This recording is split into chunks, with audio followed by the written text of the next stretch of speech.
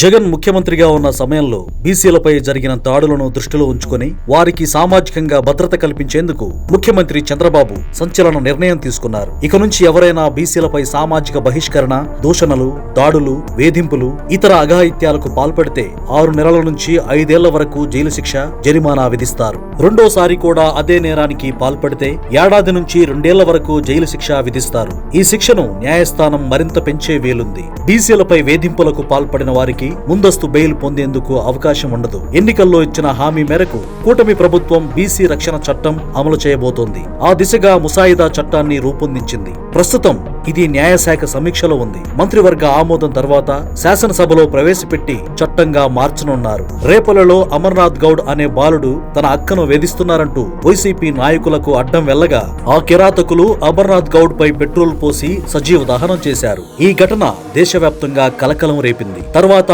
అప్పటి ప్రతిపక్ష నేతగా ఉన్న చంద్రబాబు ఇలాంటి దారుణాలు మళ్లీ పునరావృతం కాకుండా బీసీల రక్షణకు ప్రత్యేక చట్టం తీసుకొస్తామని హామీ ఇచ్చారు. అప్పట్లో ఇచ్చిన మాట ప్రకారమే ఇప్పుడు సీఎం హోదాలో బీసీ రక్షణ చట్టాన్ని అమల్లోకి తేబోతున్నారు. ప్రతి జిల్లాలో ప్రత్యేక న్యాయస్థానాలను ఏర్పాటు చేసి నేరం జరిగిన 60 రోజుల్లోనే ఛార్జ్ షీట్ దాఖలు చేసేలా నిబంధనలు రూపొందించారు. బీసీలపై తప్పుడు సాక్ష్యాలు సృష్టించే వారికి జీవిత ఖైదు, విచారణలో నిర్లక్ష్యం వహించే అధికారులకు మరియు ఫిర్యాదులు స్వీకరించని పోలీసులకు ఏడాది వరకు జైలు శిక్ష విధిస్తారు. జిల్లా కోర్టు తీర్పుపై సంతృప్తి చెందని పక్షంలో 90 నుంచి 180 రోజుల్లోపు హైకోర్టును ఆశ్రయించే వెసులుబాటు కల్పించారు. కులం పేరుతో దూషించడం, సామాజిక బహిష్కరణ, ఆర్థిక లావాదేవీలకు అడ్డుపడడం మరియు ఉపాధిని నిరాకరించడం వంటి చర్యలను నేరాలుగా పరిగణిస్తారు. అలాగే మహిళలపై లైంగిక వేధింపులు, ఆస్తుల ఆక్రమణ, పంటలను దెబ్బతీయడం మరియు ఆలయాలు, బావులు, శ్మశానాల వంటి ప్రజా ప్రదేశాల్లోకి అనుమతించకపోవడాన్ని బీసీ అట్రాసిటీ కిందకు తీసుకువచ్చారు.